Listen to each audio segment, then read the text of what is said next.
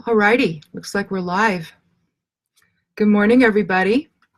Welcome to Somewhat Daily Tarot and Rune. Today's the 15th of June, 2018. It's a Friday. Yay! We're done with irrigation for the week, which is nice. I mean, it's an easy way to irrigate a pasture, really, flood irrigation is, but, you know, it takes time. You can't just let it go in one spot. You got to move it around, keep your ditches clean, things like that. So it's involved, but we like it. I mean, think of the exercise you get walking around 5 acres. My husband usually swears when I say things like that. Well, my tradition of dropping a card. The Four of Wands. So we'll see.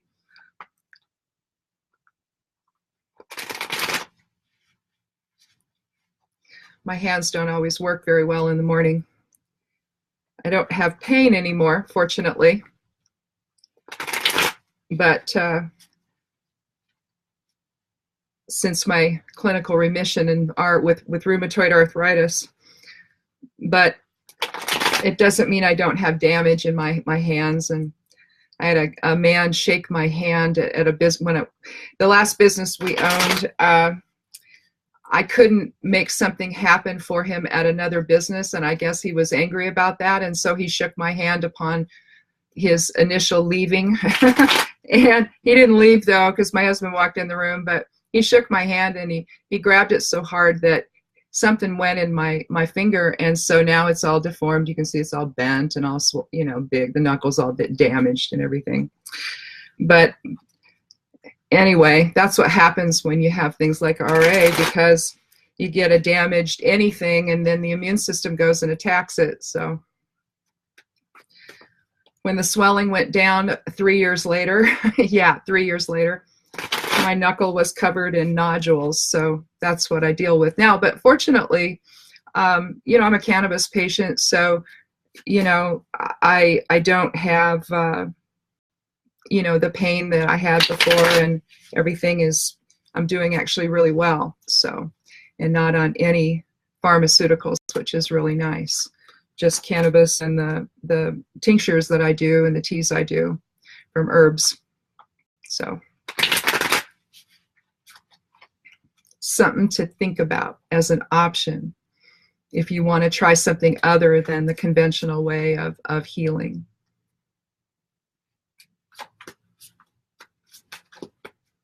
All right, I'm going to use the Morgan Greer deck again. I like this one. It's just a lot more colorful.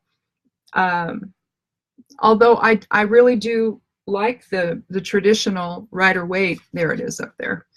But sometimes you just got to bring a little color into your life. So 1, 2, 3, 4, 5, 6, 7, 8, 9, 10, 11, 12, 13.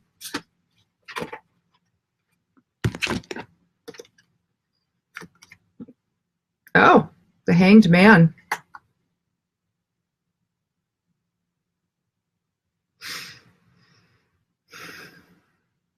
Here we have a man hanging upside down,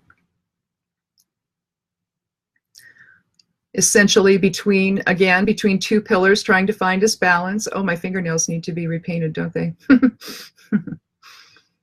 Gardening. Well, the Hanged Man is a card from the Major Arcana. It is card number 12.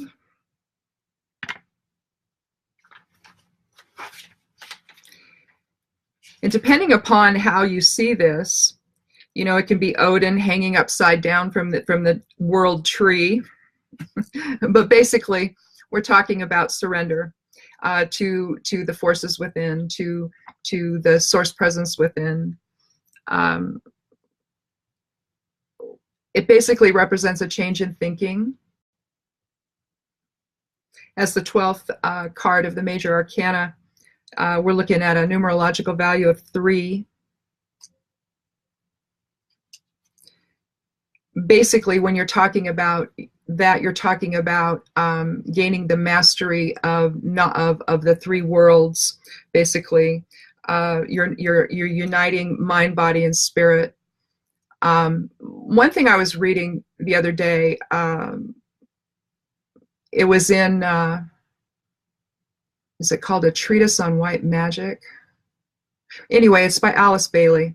There's a treatise on cosmic fire, and then there's the one on white magic. And one of the things it talks about in that is the idea of becoming quiet and still. Spirit can't reach us if our thoughts are going, a mile a minute everywhere. We have to stay very, very focused and very, very still.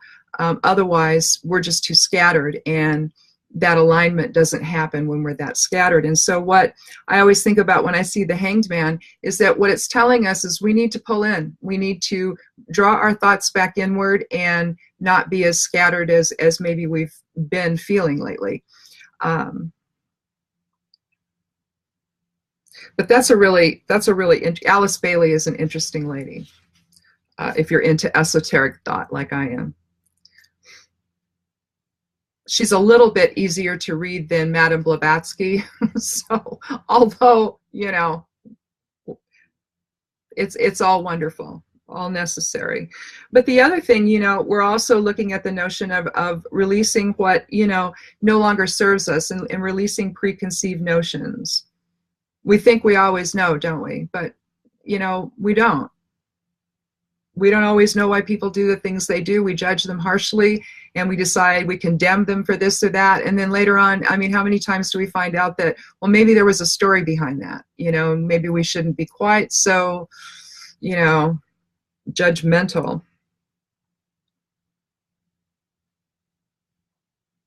But yeah, basically we're talking about transforming the personality, aren't we? But taking time. It's Friday. Let's take time and think about what the week was like. Did we accomplish what we wanted to? Are we at least on the path?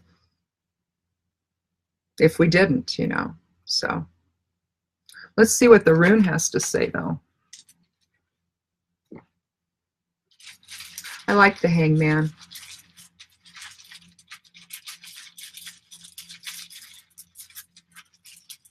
But then I like the idea of pulling inward and drawing back your thoughts, but it was very profound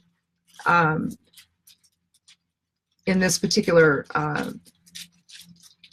commentary on white magic. If I could just remember the name of it, but the exact name of it, you can go over to, I think is it Lucis Trust or something, and you can see her work over there.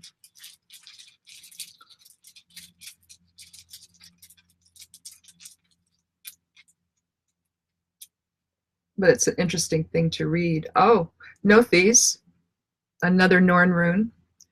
It's a fire rune. We had this before.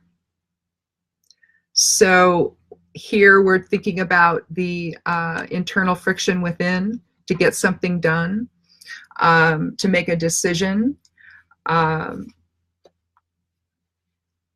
It's the 10th rune of the Elder Futhark, so its numerological value is 1, or new beginnings. It's basically the as I will it, so mote it be rune. It's like, I'm going to do this. It's liberating. Again, when you're dealing with this, you're liberating the mind, aren't you? You're liberating the spirit. And so with Nothes, this is just continuing the process. Basically, it kind of looks like you're hanging upside down there, but it's basically the resistance that shapes the world, or the internal resistance of our own that shapes our world. It's a rune for positive change. So whatever's happening here, of course, is positive. Anytime you go inward to seek awareness, that's positive. You're not just simply acting out, you're controlling it. That's the thing about this. May be a fire rune, but this is a very controlled situation within. the internal fire to create, the internal fire to decide, the internal fire to just be.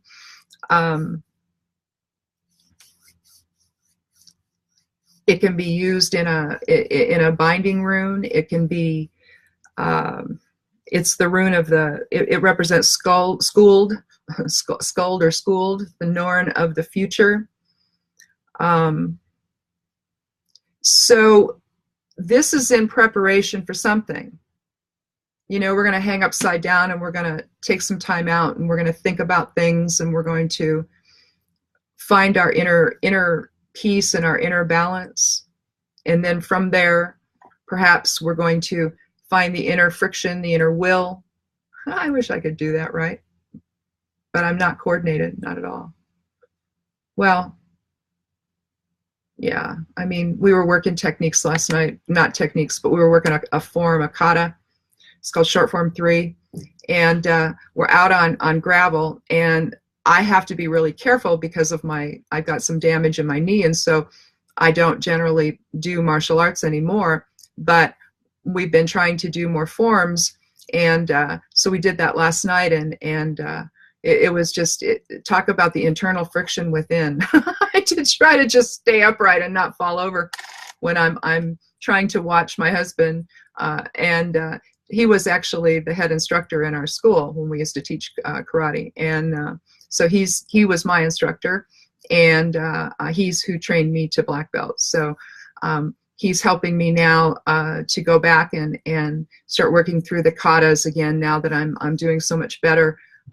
We didn't want to do it before because I had so much damage and so much pain. I didn't want to risk getting hurt. So we're going to start out small, and I've been working a little bit, so it's been kind of fun.